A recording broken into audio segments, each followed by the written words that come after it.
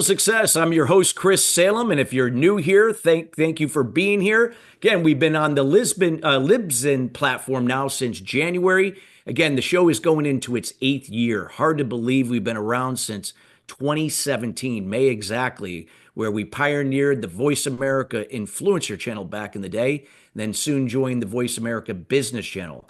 We're now on the Libsyn platform, and again, we hope that you'll enjoy the many amenities that are available there to engage with the content of the show, because we provide a lot of show content in writing in conjunction to what you hear here on the show. So we encourage you to follow us there, as well as the other platforms like on Spotify, Apple. We're also on YouTube now. So even though it's not a video, but you could still hear the show also through YouTube. You could check us out there. And always our Facebook page at Sustainable Success 2017. Again, we've had great guests over the years sharing their words of wisdom and insights to help elevate your personal and business success to the next level. That's why we call it Sustainable Success. If you'd like to hear any new content on a future show, feel free to reach out to our team here at chris@sustainablesuccess.net, and we'd be more than happy to take that information and to consider for a future show. We're all about you, the listener, and providing value to help move you and your business to that next level. Today's show is being brought to you today by Alumni Direct. Alumni Direct is a new social media community platform dedicated to bringing alumni together from all different generational types and an opportunity to meet new people for the first time. Now, this is a membership program, taking out all the noise out of social media. No more of those noisy notifications. You get to come in and generate genuine and authentic relationships with the people you choose to interact with, including that content. It offers a wide array of different services, both on a personal and professional level, not available to the general public. If you'd like some more information about Alumni Direct, check them out at alumnidirect.com. That's alumnidirect.com. Well, we got a great show for you today, and we're going to be talking from startup to industry leader. You're going to be hearing from someone that has been around the block. He's not done this once, he's done it a few times or several times, and he's going to talk about the journey. He's going to talk about the process. So no matter where you are, if you're a startup or just been in business a few years, it's time to dream big. It's time to look at the bigger picture, the impact that you want to create. And we got the right person here. And before I bring him on, his name is Rich Kahn. Rich is the CEO of Anura, has spent over 30 years in digital marketing, building 5 multi-million-dollar companies. And he'll cover that here today, including one featured on CNN and the Inc. 5000 list for 5 consecutive years. His mission, to stop ad fraud. So you're going to be hearing a lot about that here today too, because that is a big issue that a lot of times people don't take for granted. And this is something that could be holding you back. So to stop fraud before it drains budgets, Rich is going to share insights there. And in the past year alone, Anura exposed $1.2 billion in fraudulent activity for its users. So amazing what the great things that Anura, headed by their founder and CEO, Rich Kahn, and we'd like to formally introduce Rich Kahn to the show. Rich, how you doing today? Great. Thanks for having me on today, guys. We are so happy to have you here. And so, Rich, as we do always on this show, before we get into the topic and kind of the journey, talk a little bit about, what got you into, starting up, being a startup and became an industry leader. Like, what took you down that path to say, I'm going to start my own company, and I'm going to make a difference, and I'm going to take it to the next level? Well, my journey wasn't starting off to do that initially. My journey started when I was 9. I wrote my first game when I was 9. I got published in Compute Gazette when I was 12. I just had an affinity for computing and programming. And back then there wasn't the internet, right? There was something called the ARPANET, where you can dial into bulletin board systems. You have those little crazy, Yes. plug your I remember those days. We're the same age about probably. yeah. So remember I was saying, you say plug your phone in. Well, people don't have landlines anymore. So Yeah, you yeah. couldn't even do it. But that's where I got my taste for doing stuff like that. And I always knew I wanted to have my own business. So I can just, the joys of having your own business.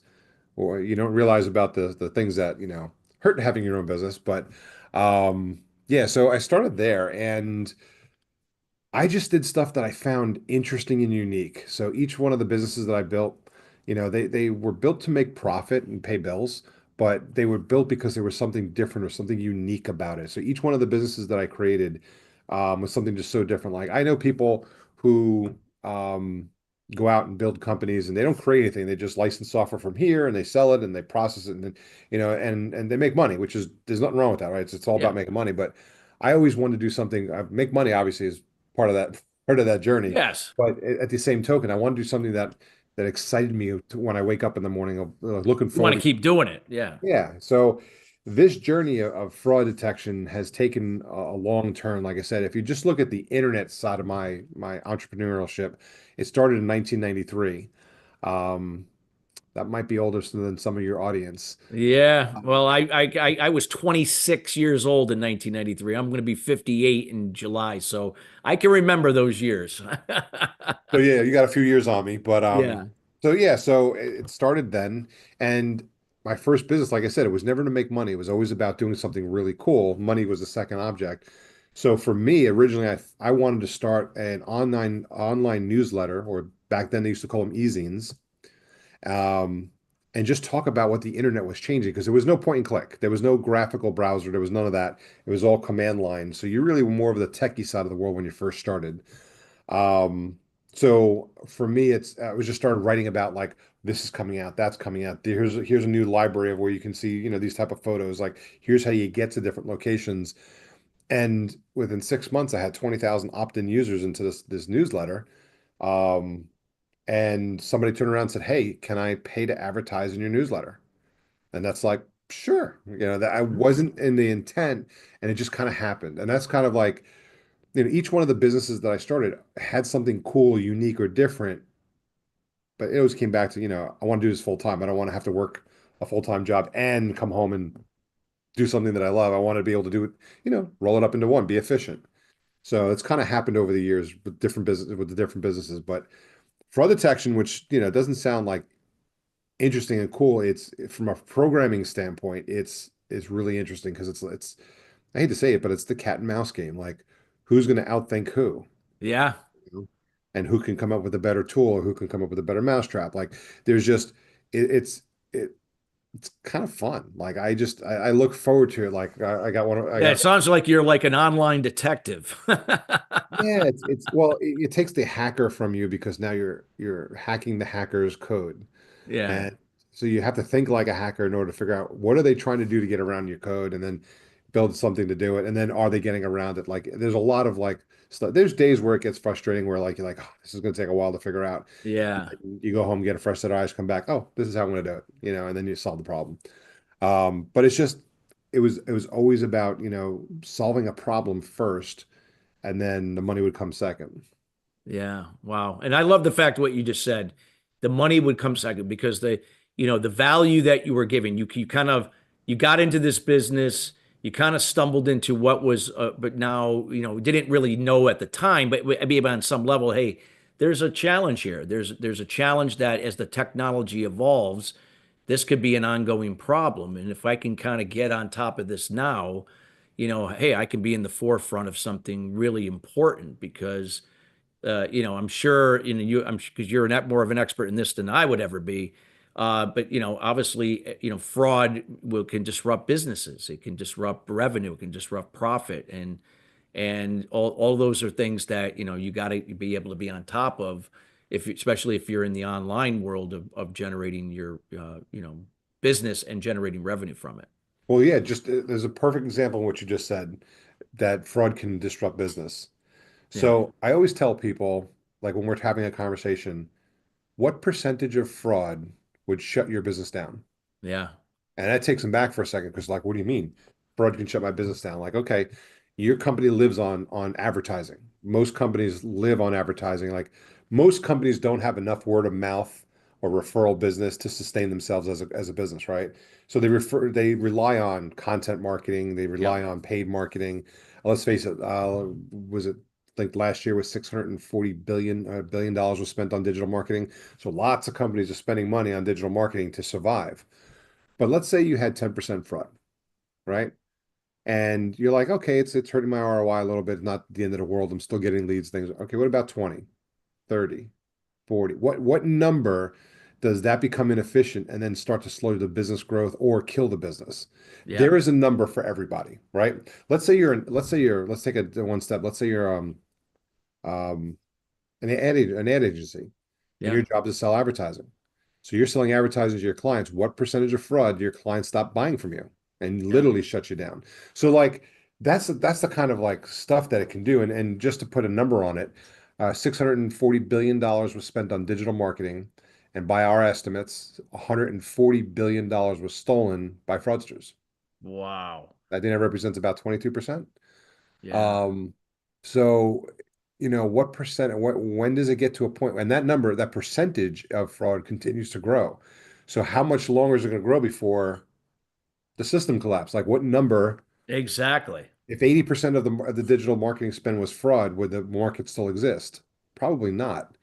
But what number is it going to shut it down? So people got to get ahead of this now. Like if you really want to sustain your business model and paid marketing is part of what you do, you really got to get ahead of it.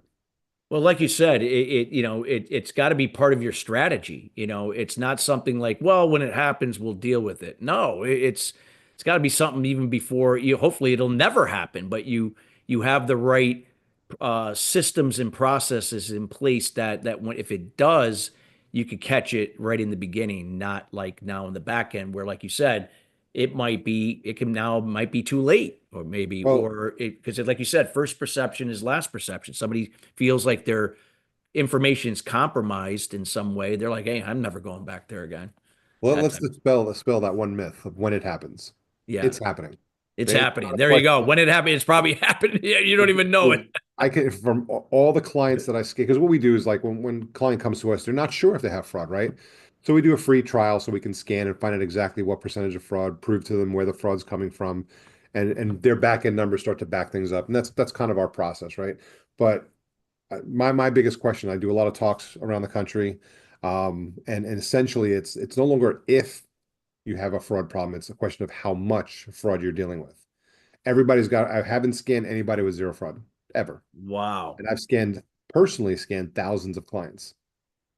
Yeah. So, like when we started the company, we started actually probably a few weeks before your show started. We started April 1st of Wow. 2017 with this That, product. and I think and I hope you emphasize the importance of doing that assessment on a regular basis. Doesn't mean it has to be every week or anything like that, but definitely on a more frequent basis to detect if the level is going down, or God forbid if it's going up.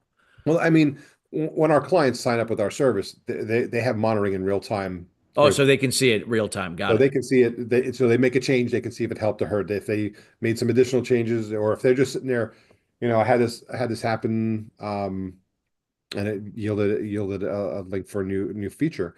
But a client was sitting humming along at 5%. They had used our tools and everything else, and they're keeping it because it's a firewall. It's a visitor firewall, protects them in case something happens. And they're sitting back, everything's looking good, and all of a sudden, boom, they get a spike. And our CSM team picked up on it, said, "Hey, you went from 5% to 25% overnight. What changed?" And now they're scrambling, trying to figure out where it came from. So of course we can drill into the dashboard and figure out exactly where it came from. So now they can go question that source of traffic and figure out what's going on. But if they didn't have our tool, they would have had no clue. They would have no clue. Like you said, they would always be on the react side of everything, and trying to, yeah, and that's always a vulnerable place to be. And it's kind of like we always say that we're in the cybersecurity space. Like we're a subset of cybersecurity because we're protecting that side of the business. Yeah. Like I talk to people because I have a cousin who owns a cybersecurity company. And so the big question is, when should you have cybersecurity? Always. Cybersecurity Now. you should always have it. Why? Because once you've been breached, it's too late, right? It's already the damage is done. So you should always, same with us. When should you have fraud detection? You should always have fraud detection because once it spikes, it's too late. But 9 times out of 10, people that we talk to, there's enough fraud there, it becomes an issue. So like I said, and I know I bounce around a lot, just how I think. No, no, please do. It's fine. One of the I just got asked this question. I was just at a trade show in Phoenix, Arizona, and the question came up like, who benefits from fraud? Like, who's the fraud? Like, I want to know who the person is. Like, I want to know, is it my neighbor next door that's committing fraud, or who is it? I'm like, it's from more than 20 years of studying fraud full time, looking at it, analyzing it, detecting it, identifying exactly where it's coming from. I feel very comfortable saying that majority of fraud comes from organized crime. Mm, So, having some fun with that, do you like supporting organized crime? yeah. And most people are going to say, "Oh, I should say everybody would say no," but yet you still do. Yeah. And So, organized crime is everywhere. Like you said, it's not just like the typical, oh, it's the mafia, Italian mafia or the Russian mafia. There's always organized crime in a lot of areas. Europe, Asia, Middle East, you name it. we actually caught a huge one from Chinese mafia, and I had Secret Service in my office. We were analyzing data, going through all kinds of stuff, and we were going to wipe the account because we had seen how much money they had taken from the system and everything else. And his recommendation was don't touch the money. Yeah. He said, he says, this is organized crime. They don't like to be stolen from. Don't Yeah. touch the money. So we played They nice. like to take it, but they don't want to be taken. Yeah. We shut the account off. We walked away from it, but we left the money alone. Yeah. Yeah. Sometimes it's just better, to just cut your losses where that's at and move forward. Trying to trace it and find out it's probably a very difficult thing to do Yeah. there. And it could be quite expensive too with, when you get lawyers involved and so on. Well, share with us because I know we have about 2.5 minutes. We have about 2 minutes now until the break, but I want to know we're going to go into more length here in the second segment. But anything else that you want to elaborate on before we go to break here about the importance of no matter what size business you are, whether you're a startup or just been in business a few years or you've been around for 10 years or more, why this has got to be part of your strategy right from the get-go, no matter what level of online you're doing. Well, at the end of the day, you're trying to grow a business and you're trying to make decisions based on data. Like most businesses make decisions based on data. They look at the data, they make a decision. But if you're looking at skewed data, you're making a good decision based on bad data, you get a bad result. So even if you're not defending yourself in real time against fraud, you're still making decisions based on what that data shows. And again, if you want to build your business and grow your business, you really have to do it based on clean data. And like I said, if you're not protecting yourself against it, you're being beaten up by it. So you really got to focus on doing something with it today, now, if you're not already doing something. Yeah, yeah. And like you said, data is going to be really, I mean, data's always been important, but it just continues to get even more important in what we do around it to grow our businesses. And if that data has been compromised in any way, I mean that can really throw your business off, no doubt about it. Yeah. Wow. Wow. Wow. Powerful stuff here. And I know you got a little more to share. And if you could just kind of, just for the listeners, sum up just what you had shared here in the first segment about, the importance of adopting an ad fraud strategy or partner in the case of your company, and how this is going to help them and protect them to move, to continue to do what they're doing and move their business forward. Let's put it this way. Fraud's a big thing. It's affecting everybody. Like I said, it's no longer a question of if you have fraud, it's a question of how much fraud you're dealing with. And you need to have some type of ad fraud strategy, whether you're doing something internal. In today's day and age with AI, it's going to be more cost effective to purchase a solution like a licensed solution than to build it yourself. But it really has to be part of your tech stack as far as what you're doing to build your company. So if you're not Yeah, doing it yet, this is something to get on now. absolutely. Well, Rich, I know we got more to come here. We got to go to break, everybody, but when we come right back, we got more from startup to industry leader with our subject matter expert, Rich Kahn, and we'll be right back after the break.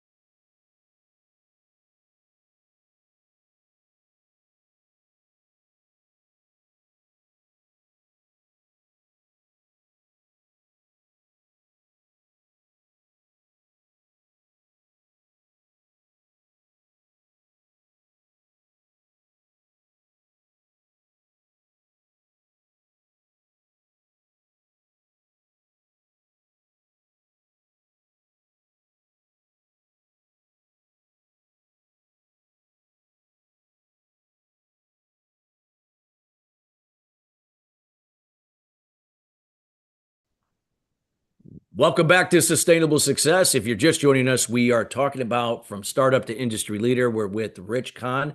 Again, we encourage everybody that's just joining us to please listen to the show in its entirety here. Very, very important topic, especially for those that are running a business, just starting a business, or perhaps maybe you've been in business for quite some time. This is such an important area to know what the process is anywhere you are in the journey of entrepreneurship and running a business. And with also with what Rich's company, as he's the CEO of Anura, what they do with ad fraud detection and prevention. So these are things that every organization, no matter what size you are, why this is imperative. Because if you think like when it happens, well, guess what? It's happening. It's happening regardless. You just may not know, and it may not be at a level yet that that it's disrupted your business, but it is happening. So again, we encourage you to listen to that first segment because a lot of golden nuggets that Rich shared.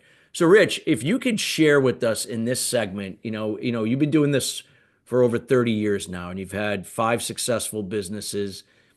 Talk a little bit about the journey from the startup to where let's just say it was one of your former companies that you took it from a startup to an exit, and every step of the way. And what were some of the things, were some of the common challenges, what were some of the things that where you overcame those challenges to turn it into an opportunity and then to a result?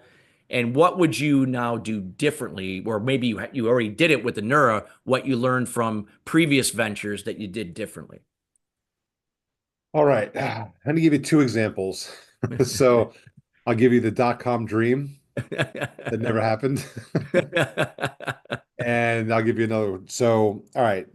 One of my first businesses was a company where we paid people to surf the web.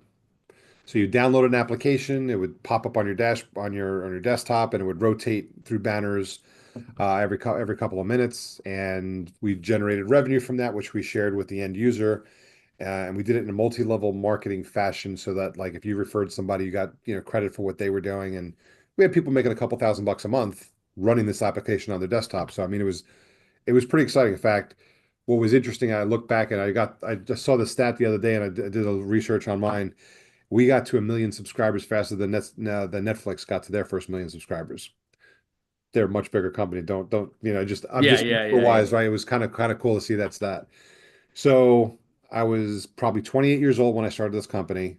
We started it in December of 1999, launched it, and it was one of these companies where me and a buddy of mine were putting this together, just having some fun. Say, hey, can we make this happen? We'll make a few bucks.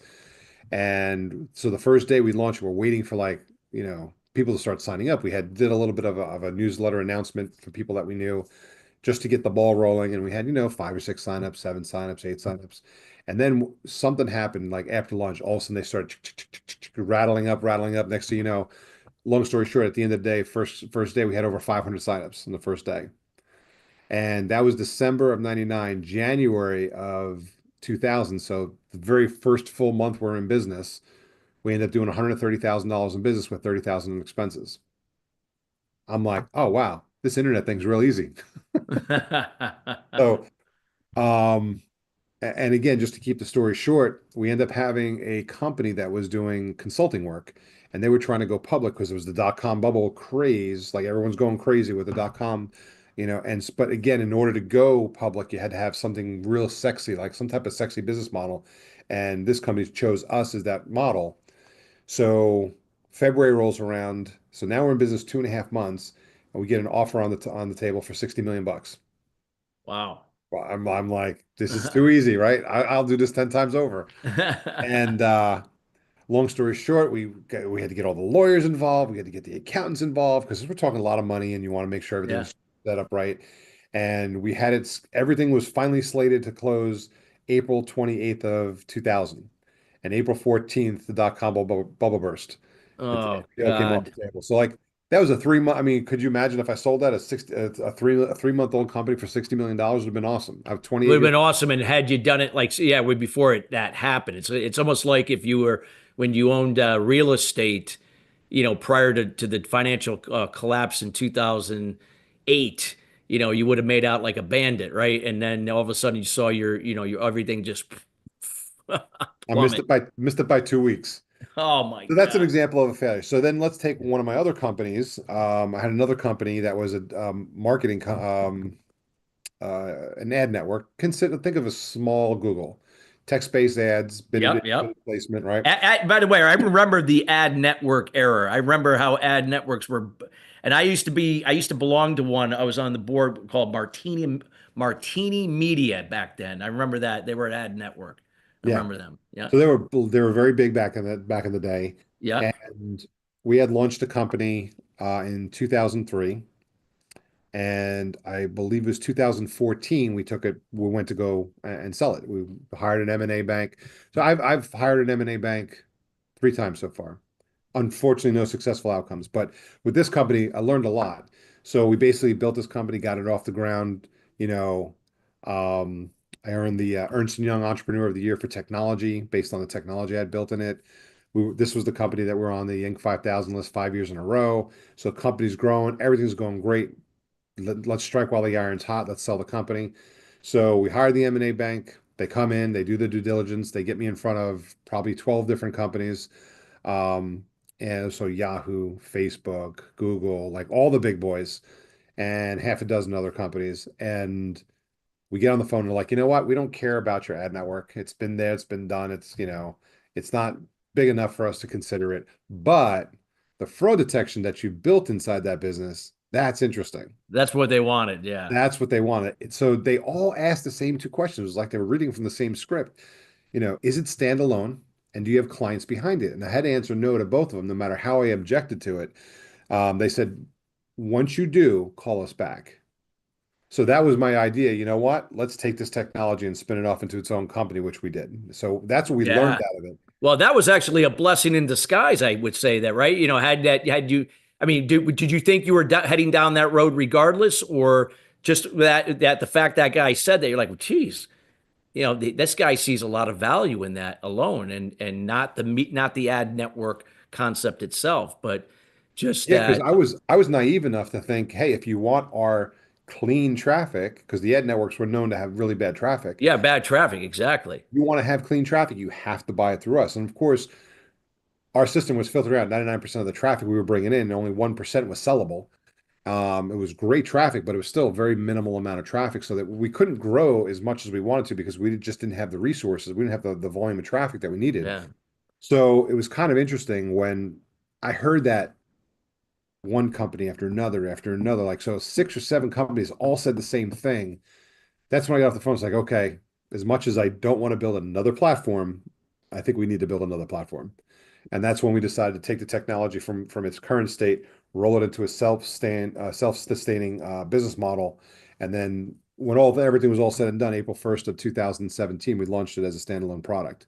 wow. And now we've been building it and growing it. And of course, now everybody's hounding us, hey, are you interested in selling? And it's like, just focus on growth right now, focusing on growth. Yeah, If you focus on the growth, the money will come. exactly. The time will come when you'll know when it's ready for exit, and so on. So now, and what you just shared, can you look back and say to yourself, hey, when I started my first company, and then the second company, and then this company, that you took something you learned from each of them. Either you did something different, or you did something what you learned, maybe, but just adapted it maybe in a different way. Anything like that you could share Well, that would be helpful? one of the first things that I learned, and it was over the course of a couple of the companies, um, and I hate to say it, but this is how it worked out for me is don't hire, when you go into business, don't hire your friends. Oh, please expand on that. That is something that I've advocated as a business consultant for businesses for years. Please share that because that is so important. So it's great because you're like, okay, I know this person, I trust this person. It's going to be awesome to work together. It's one thing if you're business partners, right? Yeah. That's a different situation. But when you're hiring is what I've noticed is the key. Because I had a friend that I decided to hire into a business, and I said, look, we're friends. I don't want business to interrupt that, and we shook hands, and he said, look, the day this becomes an issue between our friendship, I'm walking. I'm like, okay, we're in good shape. Well, let's do that. And maybe it was 10 years down the road, 8 to 10 years down the road, it became an issue. And he was my best friend. And it got to a point where I had to be the boss and make a decision because he was hurting the business. Yeah. It's one thing if he's not helping growing it, but when you're hurting the business and causing it to not grow, causing it to Yes. Yes. fail, I got to make the decision. So I made the decision and he was all upset, pissed off. And he goes, I don't understand what happened. I said, well, remember that day we shook hands way back Yeah. when, 10 years ago? You never left. It's Hmm. been a problem in our friendship for the last 6 months or a year, and you're still here. You never left. So you pushed me into a situation where I had no choice but to make this decision. And we ended up parting ways as friends and colleagues, you know. Yeah, it does. And would you say like unless it's a family business, like a family office, something like that, but yeah, like being careful with family members probably as well. Family members, the same thing. I'll give you a Yeah. perfect example. In our last network, the ad network that we were running, my wife and I built a company, and she hired her mother, and her mother was her assistant. And the mother couldn't get out of her head that she wasn't the boss of her daughter, that the daughter was the boss of her. Yes. And that created for a lot of fun, interesting fight. Like, 'cause in other words, we might go home, have dinner together. Oh my God, this employee did such and such. This is ridiculous. And Yeah. you just need to vent sometimes, right? You're the Yes. business owner, you just want to vent, just like I'm sure employees go home and they vent about their bosses. Oh, Like of course. you know what, but you would never go face to face and say those things like, they shouldn't have done this, they blah, blah, blah. Well, the mother took it upon herself to go and have that conversation with the employee as if it was coming from Beth, my wife Oh herself. my God. So, but again, in this bit, like I said, family is different. Like, and it depends on the family. Like, family dynamics are different. Like in this business that I have now, my son works for me. He's my CTO. My brother-in-law works for me. He's head of my client success management team. My daughter-in-law works for me. She's on the marketing side. So we have a lot of family in the business, and we've hired all the kids at one point or another to Yeah, work with yeah. to learn. But it's you got to set the ground rules in the beginning, and then hope that it Yeah, doesn't. it's got that like what you just said. That's got to be established up front, and it's got to be specific, clear, and concise. Like kind of the example you shared with your friend that sort of kind of forgot about it along the way, but you knew when you had that conversation 10 years ago, and here you are, and you had to make a tough decision to, hey, you're a friend, you will always be a friend, but from a business perspective, I have to let you go. Yeah, and that's tough. I've had to do that with a business partner as well. Yeah. Situation came up without getting to a lot of craziness details, but it got to a point where this individual was doing something, um, building a competing business while my partner in the same Yeah. office. And when I asked about it, they denied knowing about it. And Denied and lied about it. Yeah. once I realized they were lying about it, once I can't trust somebody, what am I gonna do? Well, hey, when trust takes a long time to build and earn, and it just takes a second or two, even that just to lose it, when that happens. So yeah, it's never easy with that. And you've made some really, really valid points here. So the thing is, you can't get, and you can be friendly with people, but you can never get too close where now, again, you're putting the friendship before the business. Sometimes you got to, it's like church and state. You have to separate it. Yeah. If it's one thing to become friendly with your staff, right? Yes. That's expected. You want to build a good team, Yeah, cohesive. you want to build rapport and trust with your Yeah, you team. have to build that. But unfortunately, you're always, in that situation, you're always going to be the boss. And it's tough when, when the boss has to play the boss card and say, hey, this is, you didn't show for 2 days. Like, this is not how we work here. You need to be here, or you need to take, submit time off or whatever. Yeah. It's tough to do that. And then it's like, wait a second, I thought we were friends. Yeah, exactly. They use the friend card. Hey, we're friends. Yeah. Come on. Yep, I know, exactly. Oh my God. Yeah, it's so true. And I'm so glad that you shared that because that is I've seen so many people prolong these issues and put themselves even into harder situations because they put the friendship over the business. And again, we don't. It's not like, hey, it's not personal. It's not like I don't want to be your friend anymore. I'm still your friend, but we can't keep doing what we're doing right now. You But know. here's another thing too. If you put the friend before the business because you don't want to have that conversation, then the rest of the staff looks at you as a weak leader. Yeah. So you have somebody on staff that's not doing the job that everybody knows about, that's goofing off, coming in late, whatever the situation is, but you're not the only one who sees it. Everybody else in the company sees it. And if you don't take action, they see you as a weak leader for not taking action. Yeah, exactly. It sets that again, you set a tone that, hey, I can get away with what I'm doing. If I take if I don't show up for one day, or I kind of coast through my what my responsibilities are, he's not going to really come down on me because he's a nice guy, he's a nice boss type of thing. And people take that for granted, unfortunately, sometimes. Yeah. Yeah. That's the problem. Yeah. Yeah, I know as we're getting towards the end of the second segment, but anything that you see that you could share in what you shared about, again, about being careful about hiring friends or putting friends above the business. Anything else that you feel would be beneficial to those business owners, either in a startup level to already been in business for a while? Well, I mean, I almost want to say enough said with the friend stuff, right? Yeah, Like it's just, if you're going to be, if you have a really close friend, you're going to go in business together.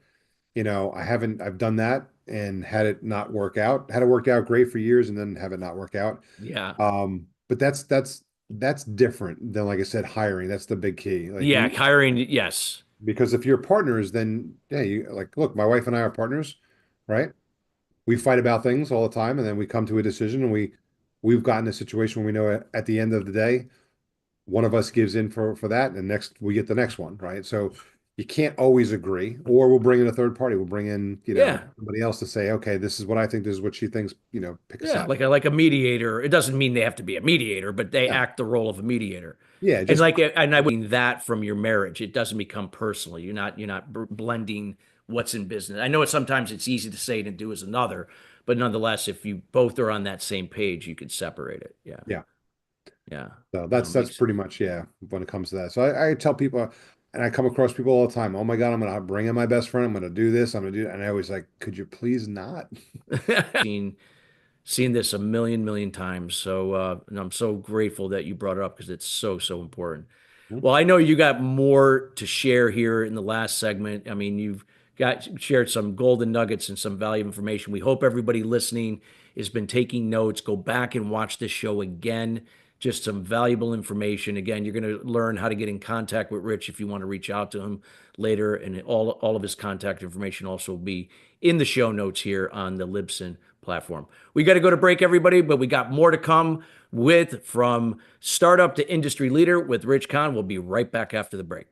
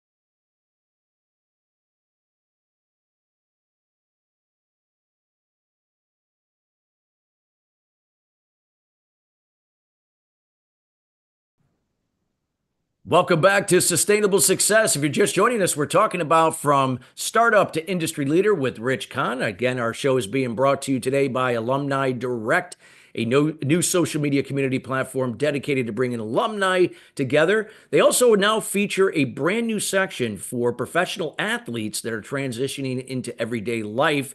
For those that are retiring and getting into either buying a franchise or perhaps starting a business or even working for someone. That being said, you don't have to do it alone. Now you can communicate and form a group with others that are doing the same to make the transition more seamless and develop better relationships with those that could become perhaps maybe future partners in a business. If you'd like some more information about Alumni Direct, they also have a podcast dedicated to that area from athletes to entrepreneurs. Feel free to check them out at alumnidirect.com. That's alumnidirect.com. Rich, this has been just such a magical show with so much valuable information coming from, personal experience, just great wisdom that you've shared.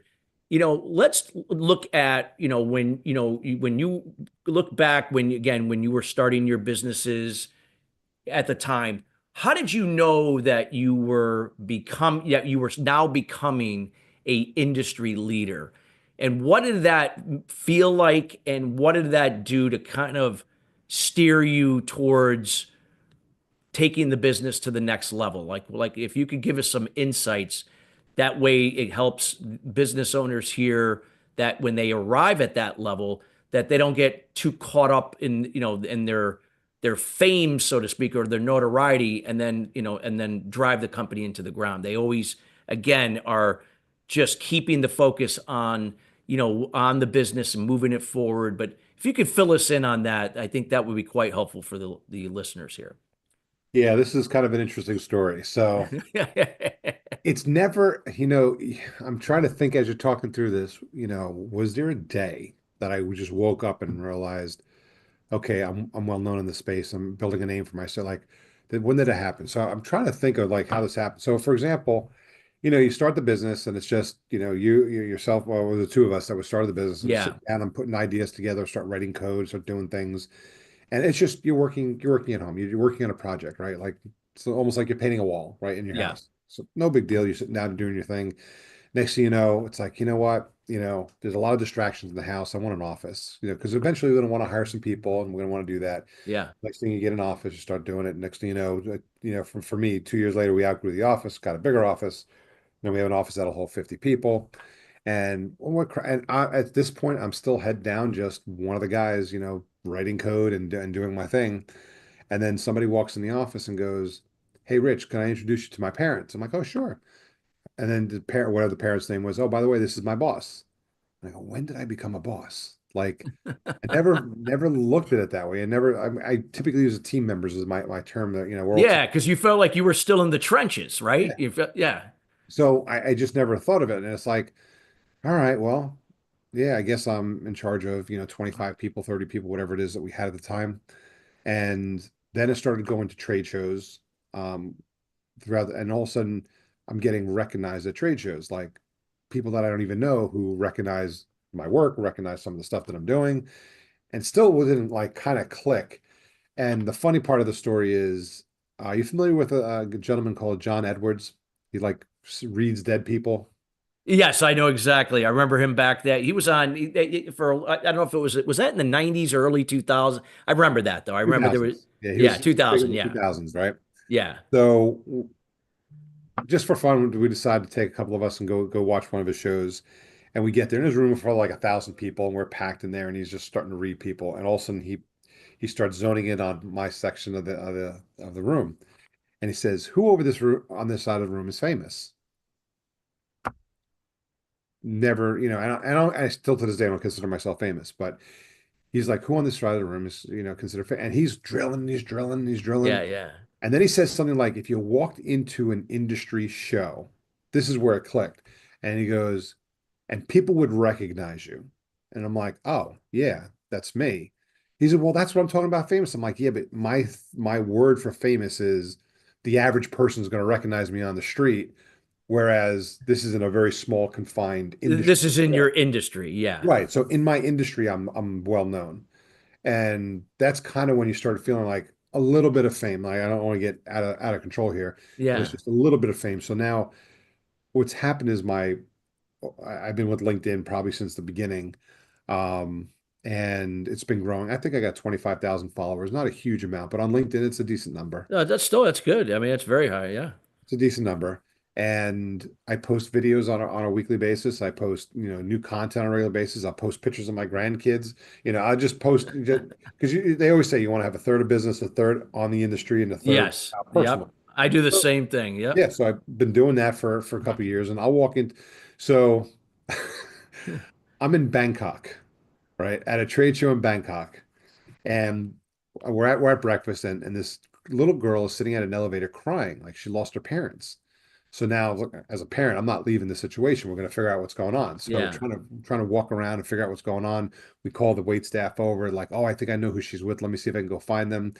I peer the corner. I see somebody, and I think they kind of look a lot like maybe they're the same, but I don't know. Let me just double check. If not, I'll ask that individual.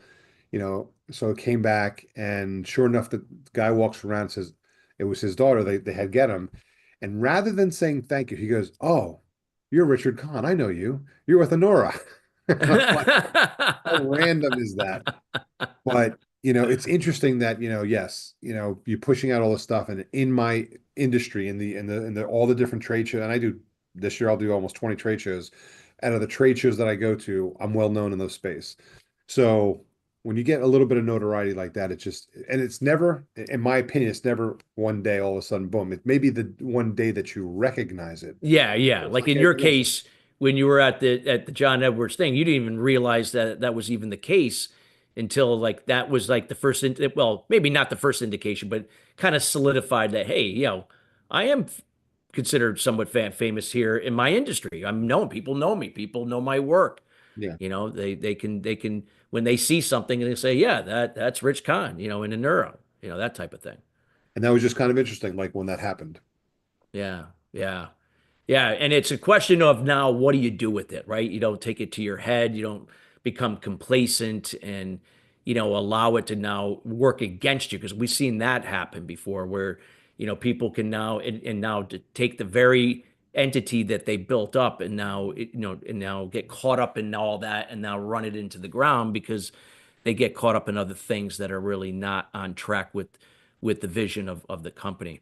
What would Well, you say would be some things that, I mean, obviously that didn't happen to you, but like you would say that if, you would give advice for someone, to make sure that things don't get to your head too much, so to speak. keep your head down and stay in the weeds, stay in the trenches with everybody. Like, Yeah, I mean, you want to look at the one of the most famous people, Elon Musk. What does he yeah, work? I think he works like 12 hours a day, 7 days a week, yeah, still in the trenches. I mean, he's got all kinds of stuff going on in his life, all kinds of businesses, all kinds of new stuff coming out, and he can afford to do that, being what, a yeah, half a trillionaire or whatever he is at this point. yeah, Um, but he didn't let success get to his head. Steve Jobs, same thing, was a workaholic. These guys continued to work even though they didn't have to. They yeah. were at a level in life where they could sit back and do nothing, but they chose to continue staying in the weeds. That's how you keep it from getting out of control. I think that's how, and like I said, Well, my like what you just said, that they're more than just what they do. Like Apple obviously was, had, computers and iPhones but they also created an experience, right? They had an impact on pop culture for look what they did with the pop culture in itself. So they were seen as trusted advisors and they were visionaries and it was more than just what they did. I always find that the industry leaders, that really go to that even that next level, see that like they see more than just what their company represents as a product or service or both, but more of things even outside of that that impact their industry, impact society, business, whatever that may be. well, take a look at it this way. If you turned around to the average person and said, "Here's $50 million, what are you going to do?" Yeah. I would say 99.99% of them are retired, traveling, spending money, Oh yeah. right? Why? Typically it's more money than most people can spend in a lifetime, but Exactly. People figure out But a way to still, spend if you give it to the wrong hands, that money. Look at some professional. Look at it. Warren Sapp. A guy was a multi millionaire during his playing days, and he was bankrupt at somebody. He ran to all that money. Some people find a way to spend it, but then you look at somebody like a Jobs or a Musk, where they're worth billions, if not hundreds of billions, Yeah. and they don't need to work, but they still find a reason and a purpose to work. Yeah. And Big they difference. don't necessarily, like, flaunt their wealth. Like, I mean, look at Warren Buffett. I mean, if he still lives even to this day in the same house They when grew he up in it. started. This home is like 70 years old, whatever how old it is, or 80. Yeah. And he still, some people, what was it? Sam Walton still driving a old Ford pickup truck, and Walmart was worth billions at the time. Yeah. You look at Zuckerberg. I think the last article I read, he's got a small one-bedroom apartment across the street from Yeah. the office. Yeah. Well, what is it? Elon Musk says that he doesn't even own a home, because home ownership it's not an asset unless you're producing revenue from it. It's draining you got to pay more. You got to pay a mortgage. You got to pay property tax. You got to upkeep. You got to pay for upkeep of the house, the yard, and insurance. You name it. So, oh yeah. Yeah, Yeah. there's reasons for it. Yeah. No, I agree. It's, again, so I see those leaders as reinvesting in themselves, their people, reinvesting into the communities they serve, maybe the industries that they're doing, nonprofits, those types of things. That again, those are things that build that trusted advisor status with the industry leaders, other industry leaders they're working with, and those are things that I've learned over the years that have sustained that level of the industry leader, so to speak. So Yeah. yeah, no, valuable insights there that you shared there. Any other things as we're getting, we're still got time, but as we get near the end of the show, any other things that you feel that you didn't cover that you feel are worth merit, mentioning to the audience that could really help connect the dots to what you shared here today? One of the things I just had lunch with somebody the other day and very successful. Um, and I said something to him and I said, not for nothing. I love what I do. I love getting up. I love Monday mornings, getting up, going to the office and getting work done and working with the team. Like, you know, I just love what I do. So, and they always say, if you love what you do, you never work a day in your life, right?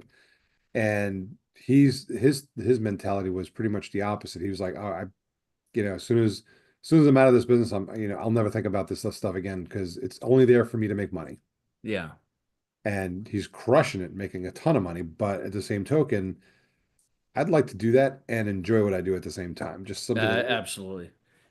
Like you said, you spend besides sleeping, you spend most of your life in working. You're in a business or you're working for someone. So and life is short as it is.